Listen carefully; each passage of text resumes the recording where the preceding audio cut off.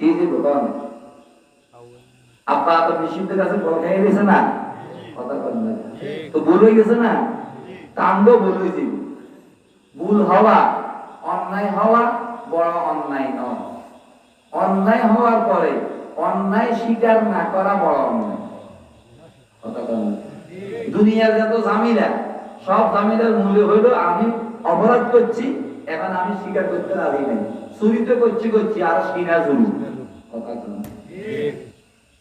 যদি কেউ অপরাধ করি লগে লগে স্বীকার করি বেলা তো অপরাধ মাফ হয়ে যায় কি বিচারকরা বসছে যে আজকে বিচার করবো কঠিন ভাবে আসামি করে যখন জবানবন্দি দেওয়া শুরু করছে আসামিরা অকপটে হয়ে গেছে সরকারের দোকান হয়ে আইতে করিয়া দিয়েছে কুদরতি ভাবে বিচারকদের মন নরম হয়ে দিল কথা কন না আর বিচারকরা সরল মন নিয়ে বসতে বিচার করতো ও না হলে আনতে মিলে দিব ফিটটার নয় জবানবন্দি লই হাতাকে মাফ করে দিব কিন্তু যখন আসামি উল্টা পাল্টা বিচার কথা কন শুরু করছে কুদরতি ভাবে বিচারকদের মন শক্ত হয়েছে ও না এই যে দুষ্ট এই জন্য সাপ দেওয়া যাইতে কথা কন না প্রথমে কিন্তু নরম মন লইয়া বইছে এখন মনটা কি তাহলে সমস্ত ঝামেলা কোন জায়গা অন্যায় হওয়ার পরে অন্যায় স্বীকার না করা কোন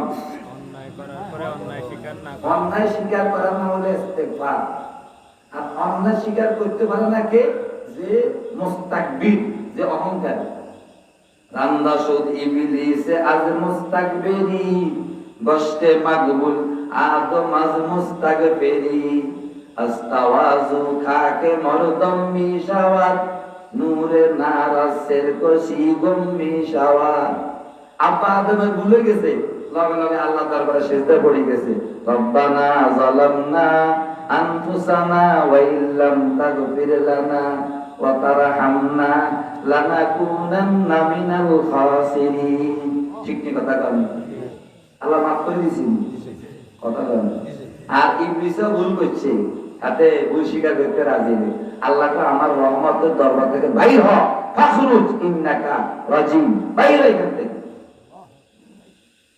আস্তাওয়াজু খাকে মরদম মিশাওয়াত নূরে নারাসের কশি গুম মিশাওয়াত রান্দাসুল ইবলিসে আজ মুস্তাকবিরি ইবলিস আল্লাহ পাকের রহমতের দরবার থেকে বিতাড়িত হয়েছে অহংকারের কারণে আর আদম আল্লাহর কাছে প্রিয় পাত্র হয়েছে বিনয়ের কারণে ক্ষমা চাওয়ার কারণে এখন ক্ষমা চাইব কি অন্যায় করার পরে নামাজ পড়ে যে কোন যে নামাজ পড়ে তার ভিতরে ক্ষমা চাওয়ার এক যোগ্যতা অর্জন হয়েছে নামাজের মাধ্যমে তার একটা অনুশীলন হয়েছে কি হয়েছে কর ভুল হওয়ার পরে ভুল স্বীকারের একটা অনুশীলন নামাজের মাধ্যমে হয়েছে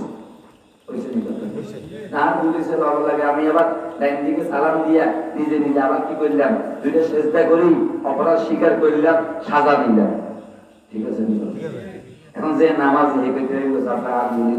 উদাহরণ দিয়ে বুঝবেন একজন যুবক ঢুকতেছে মসজিদে কই ঢুকতেছে হাতের মধ্যে জুতা আছে এখন এক মুরব্বীর মাথার মধ্যে লাগিয়ে গেছে জুতা অজান্তে ভুল হয়েছে না কথা কর না সঙ্গে সঙ্গে মুরব্বীর ফাঁসা ভিতরে বাবা আর মাফ করে দিয়ে সরি ভুলে গেছে তো মুরব্বী দোষ ধরে গুরু কথা কর না তার অজান্তে লাগছে তারপরে এই আমার ফাঁসা ভিতরে কি চায় তো মুরব্বী তার মাথার মধ্যে হাত বুলাই দেয় পিঠের মধ্যে হাত বুলাই দেয় বাবা রে বাবা এরকম সোনার ছেলে তো এই দেশেও নেই তো বাবা তোর বাপের নাম কি তোরা কোন তো কোন বাড়ি এত মনে মনে কর যতটা লাগাইছি দোয়া উসুল করছি দোয়া উসুল করছি না আরেক যুবক ঢুকতেছে মসজিদের মধ্যে একজন মুরব্বীর গাল লাগা ঠ্যাং লাগিয়ে গেছে কিলাই গেছে বাপে ইচ্ছে করে লাগাই দিছে লাগা দিয়ে একটা গদ গদ করে সামনে চলে যায় মুরব্বী গায়ে বেড়াই যুবক কি হয়েছে মুরব্বী কি হয়েছে কি হয়েছে মানে ঠ্যাং লাগাইছো তারপর কি হয়েছে ঠ্যাং লাগাইলে কি হয়েছে মসজিদে আলী ভাবে লাগে আমি সহ্য না হলে আপনি আইন এই তো বাদ দেন না মসজিদ দিবে না এভাবে লাগছে বেজাল কথা বলুন এখন পরের দিন সালিশে হয়েছে সালিশে কোনো সমাধান নেই আসেনি সমাধান কেমনে বলছে যে অন্যায় করছে সে যদি অকপটে কইয়ালা তার ভুল হয়ে গেছে, সমাধান শেষ। যদি হাতে ভুল স্বীকার না করে তাহলে এই মামলা সুপ্রিম কোর্টে যাইব, জজ কোর্টে যাইব, সমাধান নেই, ফায়সালা নেই। তো যারা নামাজ পড়বে তারা তো ভুল করলে ভুল স্বীকার করতে পারবে, কিন্তু বেনামাজি তো স্বীকার করতে পারবে না, তার তো ভুল স্বীকারের অনুশীলন নাই। এজন্য নামাজকে বাদ দিয়া সমাজকে শুদ্ধ করার বিকল্প কোনো রাস্তা নেই। ওলামায়ে কেরাম দেখছে নামাজের উদাহরণ কোন ওই ঘরের মতো, যে ঘরে দরজা আছে, জানালা আছে, বিভিন্ন ফাঁক আছে, ভিতরের গরম বাতাস বাইর হওয়ার ব্যবস্থা আছে, বাহিরের থেকে ঠান্ডা তাজা বাতাস ঢুকার কি আছে ব্যবস্থা আছে। আর যার নামাজ নাই সেগুলো গুদাম ঘরের মতো, ভিতরের গরম বাইর হওয়ার ব্যবস্থাও নাই, বাহিরের থেকে ঠান্ডা ঢোকারও কি নেই। এখন আমাদের তো জীবনে কত পেরেশানি আছে, যে নামাজ পড়ছে ভিতরের অশান্তি, ভিতরে যত নোংরামি এগুলি বাইরে হওয়ার ব্যবস্থা আছে, বাহিরের থেকে স্বস্তি শান্তি ঢোকার ব্যবস্থা আছে। ঠিক কথা। নামাজের মধ্যে আবার সেরা নামাজ হলো ফজরের নামাজ। এজন্য আল্লাহ ফজরের কসম করেছে, ওয়াল ফাজ ওয়া লায়ালিন আশ, কসম করছেন কোন ফজরের কসম। এটার বিভিন্ন ব্যাখ্যা আছে। এক ব্যাখ্যা হলো ফজরের সময়ের কসম, প্রতিদিনের ফজরের সময়ের কসম। একটা হলো প্রতিদিনের ফজরের নামাজের কসম, আর একটা হলো এই 9 তারিখের ফজরের নামাজ, জিলহজের 9 তারিখের ফজরের নামাজের কসম, আর একটা হলো 10 তারিখের ফজরের নামাজের কসম। বিভিন্ন ব্যাখ্যা আছে। এক ব্যাখ্যা কি আছে, ফজরের সময়ের কসম। ফজরের সময়ের কসম, ফজরের সময়টা জান্নাতের নমুনা। বলেন ফজরের সময়টা জান্নাতের নমুনা। আল্লাহ আলো দেন সূর্যের মাধ্যমে, চন্দ্রের মাধ্যমে, কিন্তু আলো দেওয়ার জন্য আল্লাহ সূর্যের মুখাপেক্ষী না, চন্দ্রের মুখাপেক্ষী না। সূর্য চন্দ্র ছাড়াও আল্লাহ আলো দিতে পারে কিনা। সকালবেলা ফজর নামাজ পড়ি যখন আমরা বাইরে হই, চতুর্দিক অন্ধকার থাকে না ফর্সা থাকে? অন্ধকার না বর্ষা? সূর্য উঠছেনি, চন্দ্র আসেনি আসমানে নাই, এই আলোটাকে ঝাঁঝওয়ালা না মিষ্টি মিষ্টি, বা এটা হলো জান্নাতের নমুনা। লা ইয়ারাউনা ফিহা শামসান ওয়ালা কামারিরা, জান্নাতে চন্দ্র নাই, সূর্য নাই, গ্রহ নাই, নক্ষত্র নাই, লাইটিং নাই, কিন্তু জান্নাত একটা আলোকিত। বিনা সূর্য চন্দ্রে আলো কেমনে হয়? তো সকালবেলা দেখো না আলো কেমনে হয়, কথা বলেন না।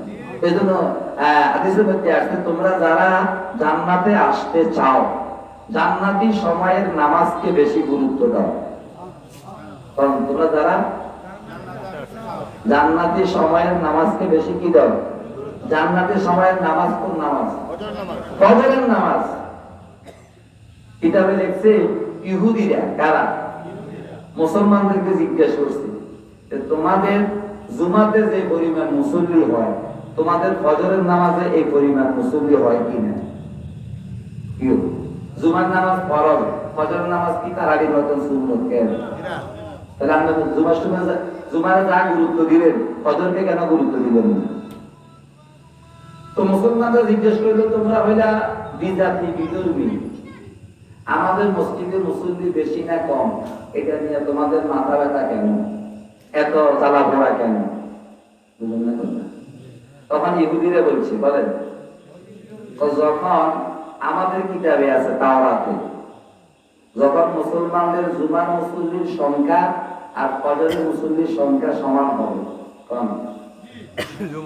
বলেন না, যখন মুসলমানদের জুমার মুসল্লির সংখ্যা ফজরের মুসল্লির সংখ্যা এক হবে, তখন এই পৃথিবীতে কোথায় ইহুদিরা মাথা গোজাইবার জায়গা পাবে না। এজন্য ইহুদিরা চায় না মুসলমানরা অন্য নামাজ পড়লো ফজর নামাজ পড়ক, এটা এরা চায় না। এজন্য সুকৌশলে কম আমগরে এমন এমন কাজে লাগাই দিছে, বাজে কাজের মধ্যে লাগাই দিছে, তাই 12টা 1টা বাজে ঘুম যাইলে এই বেটা ফজরের সময় তাহাজ্জুদের সময় উঠতে পারবে, তাহাজ্জুদ দূরের কথা ফজরের খবর দেখতে না। এজন্য হেতারা আমগরে ঘুমায় রাখিয়া তাদের অস্তিত্ব টিকে গেছে। কিন্তু আখিরি জামানা যখন ইমাম মাহদী আলাইহিস সালাম আসবেন, তখন মুসলমানদের ওই জুমার মুসল্লি ফজরের মুসল্লি সমান হয়ে যাবে, তখন থাকবে সব 1 নম্বর মুসল্লি, তাই না? বা আসলি মুসল্লি ফজরের মুসল্লি, বল না আসলি মুসল্লি কি ফজরের মুসল্লি, এরা ফজরের সময় আসে, জুমার সময় অন্তকাল জোয়ার আইয়ে বাটারে যায়, জুমার দিন জোয়ার আইয়ে আর এক হাতে পাটার চলে নদীর মধ্যে, ঠিক কি কথা নেই?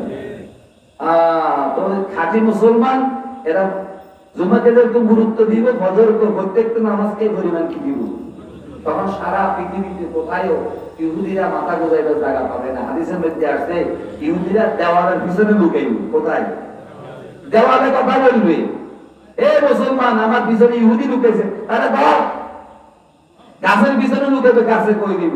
সারা দুনিয়ার কোথায় এখন সারা দুনিয়ার মাথা দড়ি করে ইহুদিরা, কখনো খ্রিস্টানের কাঁধে সোয়ালা, কখনো হিন্দুদের কাঁধে সোয়ালা, কখনো নামদারি মুসলমানের কাঁধে সোয়ালা।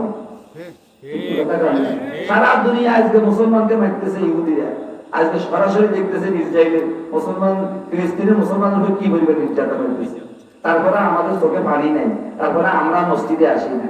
ওদের উপরে যে পরিস্থিতি, এটাতে আমাদের দিকে গড়াবে না তার কি নিশ্চয়তা? হাদিস শরীফে আসছে যারা সুদিনে, যারা দুর্দিনে আল্লাহকে ডেকে আল্লাহ পাকের সাহায্য পেতে চায়, তারা যেন সুদিনে আল্লাহ তাআলার সাথে সম্পর্ককে সুদৃঢ় রাখে, সুদিনে যেন আল্লাহকে বেশি ডাকে। এখন আমরা কি সুদিনে আছি না দুর্দিনে আছি?